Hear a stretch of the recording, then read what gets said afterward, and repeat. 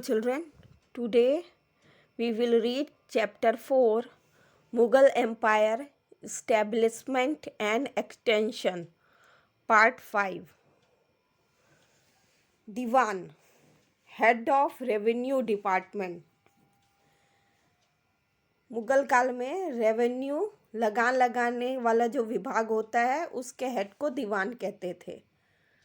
मुगल काल में जो वित्त विभाग होता था उसकी देख रेख के लिए जो ऑफिसर होते थे उनको बख्शी बोलते थे। Sadra, vigilance officer who looks after religious charitable food etcetera. Mughal काल में सादरा उनको कहते थे जो दान और धार्मिक दान या चैरिटेबल फूड के वितरण का देख रेख करते थे, उस पर निगरानी करते थे। इन सब कामों का उसको सादरा कहते थे। काजी, जज जो न्याय करते थे। फौजदार, हेड ऑफ द गवर्नमेंट जो गवर्नमेंट के सरकार के प्रमुख होते थे उनको फौजदार कहते थे। कोतवाल, the executive officer who looks after law and order. कोतवाल उनको कहते थे जो कानून और व्यवस्था का देख रेख करते थे, जो उसकी निगरानी करते थे, कानून और व्यवस्था की। मीरा बाहर जो थे वो बंदरगाह, बोट, ये सब पे जो चुंगी नाका ये सब से टैक्स कलेक्ट करते थे और उस पे कंट्रोल करते थे, उसकी निगरानी करते थे। सेनापति, the leader of the royal army, शाही सेना के लीडर को सेनापति कहते थे। The head was usually the king himself. अधिकतर जो किंग होता था, राजा स्वयं ही उसका हेड होता था। Reforms made by Sher Shah. Sher Shah ruled over Delhi for 5 years. He introduced many reforms during this short span and is therefore better known as reformer than a warrior. Sher Shah ने दिल्ली पर 5 साल तक शासन किया। उसने इस दौरान बहुत से सुधारों को इंट्रोड्यूस किया। इस छोटे से शासनकाल में उसने बहुत से सुधार किया, इसीलिए उसको योद्धा से ज़्यादा वो एक रिफॉर्मर, एक सुधारक के रूप में ज़्यादा जाना जाता है।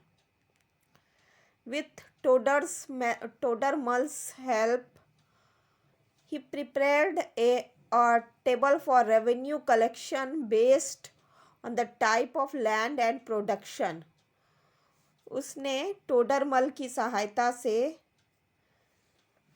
भूमि के प्रकार, खेत वाली ज़मीन के प्रकार और उस पे उगने वाले पैदावार, अनाज के पैदावार के आधार पे लगान इकट्ठा करने के लिए एक सारणी, एक टेबल चार्ट बनवाया। उसके आधार पे टैक्स इकट्ठा करने का नियम बनाया। जैसा कि ज़मीन में पैदावार होता है, ज़मीन किस प्रकार का है और उसका पैदावार के अनुसार ही लगान इकट्ठा करने के लिए एक सारणी बनवाया टोडरमल की सहायता से। Akbar followed the same method for revenue collection. Akbar ने भी इसी मेथड को लगान इकट्ठा करने के लिए फॉलो किया। He removed the toll booths so that there could be free transportation of good. उसने टोल बूथ को हटा दिया जिससे कि सामानों का आवागमन स्वतंत्र रूप से हो सके, आसानी से हो सके। He constructed roads to increase trade and for the convenience of pedestrians, among which the famous roads were constructed between Agra and Burhanpur, Agra and Marwar, Lahore and Multan. उन्होंने शेरशाह ने कई रोड बनवाए, व्यापार के विस्तार के लिए कई रोड बनाए और पैदल चलने वालों की सुविधा के लिए भी उसने कई रोड बनवाए। और जिस उसके द्वारा बनवाए रोडों, फेमस रोडों में आगरा और बहरानपुर के बीच बनाए गए, आगरा और मारवाड़ के बीच में, लाहौर और मुलान के बीच में उसके द्वारा प्रसिद्ध रोड बनवाए गए। He also planted trees on both the side of roads and constructed rest houses. He had set up mint houses to mint silver coins uniform in weight. उसने सड़क के दोनों तरफ पेड़ लगवाए और विश्राम गृह बनवाए, रेस्ट हाउस बनवाया। उसने सिक्का ढालने के लिए सिक्का घर बनवाए, जिसमें जहाँ पे एक ही वजन में, एक समान वजन में सिक्का को ढलवाया जा सके, एक ही प्रकार का, एक ही वजन का सिक्का बनाया जा सके। इसके लिए उसने सिक्का घर बनवाए, सिक्का बनाने वाले घर जहाँ पे सिक्का बनवाया जा सके। He was very strict about the discipline of the army and had therefore strictly ordered the army not to harass the villagers to destroy crops while marching. वो सेना के डिसिप्लिन के विषय में बहुत स्ट्रिक्ट था, बहुत सख्त था, और इसलिए उसने स्ट्रिक्टली ये ऑर्डर दिया था आर्मी को कि कोई भी गांव वालों के साथ, विलेजर्स के साथ, गांव वालों को परेशान नहीं करेगा और ना ही मार्च करते समय उनके फसलों को नुकसान पहुंचाएगा। During this rain, kotwals were responsible for arresting criminals. Sher Shah was himself very active and motivated others too by keeping them busy at work. उसके शासनकाल के दौरान कोतवाल जो है वो क्रिमिनल्स को अरेस्ट करने के लिए जवाबदार थे।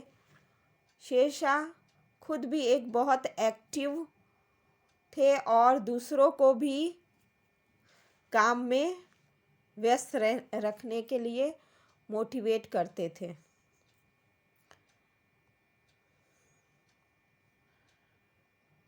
चित्तौड़'s tale of bravery. There were frequent struggle between Mughals and the Sisodia Rajputs. Sisodia Rajput और मुगलों के बीच लगातार युद्ध होते रहते थे। The courageous Sisodia Rajputs were not ready to accept Mughal supremacy and so fought against Akbar boldly and bravery. जो साहसी सिसोदिया राजपूत थे वो मुगल शासन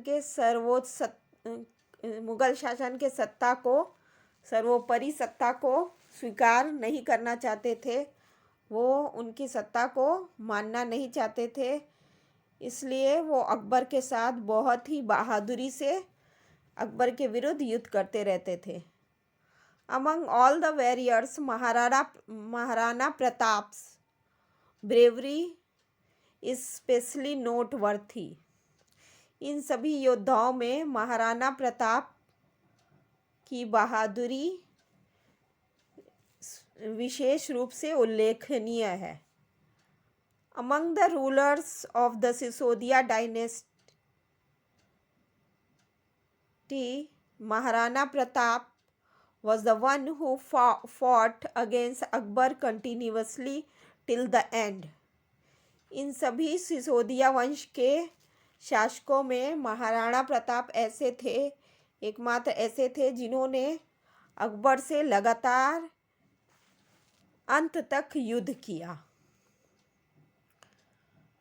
Since Akbar wanted to set up his rule in Mewar, there were many battles fought between Mewar and Delhi, among which the Battle of Haldi Ghati is considered to be landmark battle. Akbar Mewar पे अपना शासन स्थापित करना चाहता था, इसलिए कई युद्ध मेवाड़ और दिल्ली के बीच में लड़े गए। इन सभी युद्धों में हल्दी घाटी का युद्ध सबसे खास है। Akbar had a huge, well-equipped army with modern weapons, cannons, gunpowder, insufficient numbers of artilleries. Akbar के पास एक विशाल आधुनिक हथियारों, बारूदों, तोपों से सुसज्जित बहुत अधिक मात्रा में सुसज्जित विशाल सेना थी। Whereas Maharana Pratap had the advantage of his chivalrous Rajput warriors who lived in the forest and were therefore used to fighting wars in hilly area। जबकि महाराणा प्रताप के पास ये एडवांटेज था कि उनके जो राजपूत योद्धा थे वो जंगल में रहते थे और इसलिए वो हिली एरिया में पहाड़ी इलाका में युद्ध करने का उनको आदत था। There were just 22,000 soldiers who fought bravely against lakh of Mughal soldiers। Maharana Pratap के 20-22 हजार सैनिक थे जो लाखों की संख्या में मुगल सैनिकों के विरुद्ध युद्ध करते थे, बहादुरी से युद्ध करते थे। In the battle of Haldi Ghati, Maharana Pratap and his horse Chetak attained martyrdom and that can never be forgotten। Haldi Ghati के युद्ध में महाराणा प्रताप और उनके घोड़े चेतक को वीरगति प्राप्त हो गई और इसको कभी भुलाया नहीं जा सकता है। Chetak was specially trained for battle. Chetak को विशेष रूप से ऐसे युद्धों के लिए ट्रेंड किया गया था, प्रशिक्षित किया गया था। In the battlefield Chetak would move according to Maharana Pratap's commands.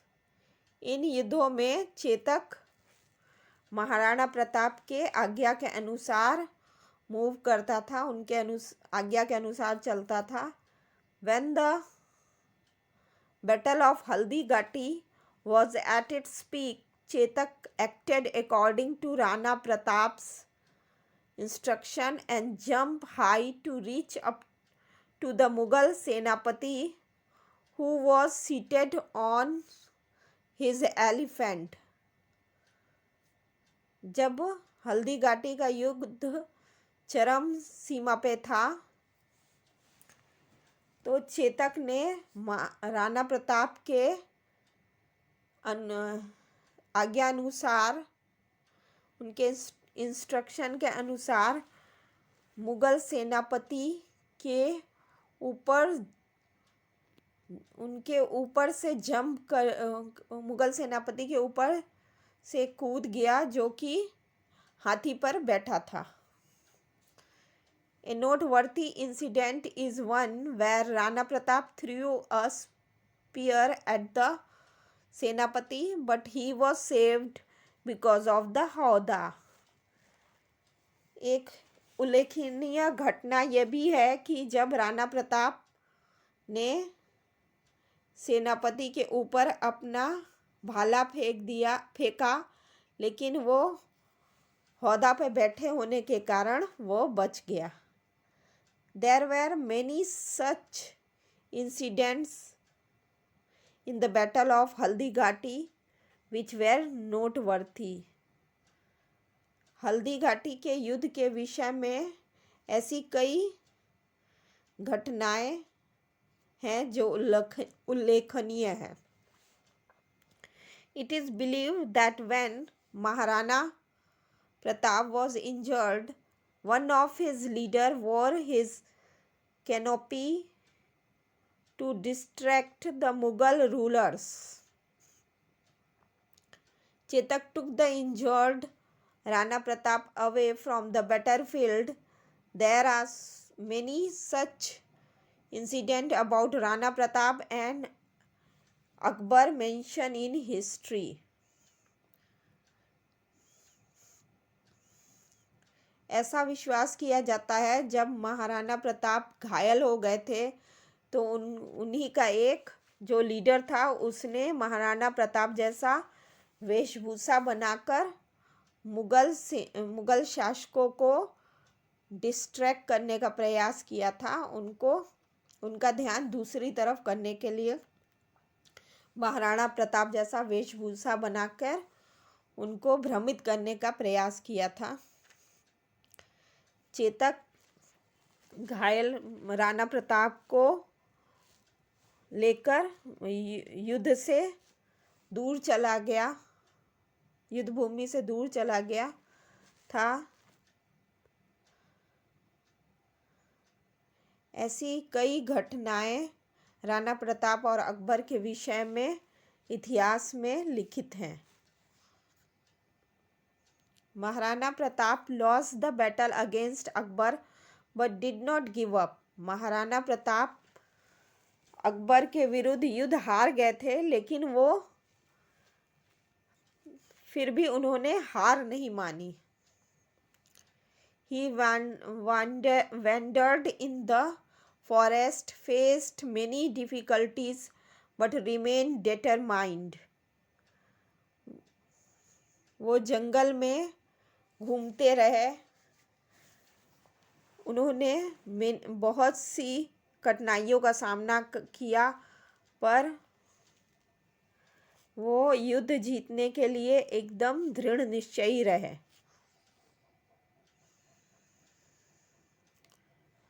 उनका जो निश्चय था वो एकदम दृढ़ था. Rana Pratap formed the army again with the help of Bhamashah, a Jain trader who helped him financially and fought against the Mughals again. Rana Pratap ने भामाशाह जो कि एक जैन व्यापारी था उसके आर्थिक सहायता से, उसके मदद से, आर्थिक रूप तौर पे उसके मदद से उन्होंने वापस एक सेना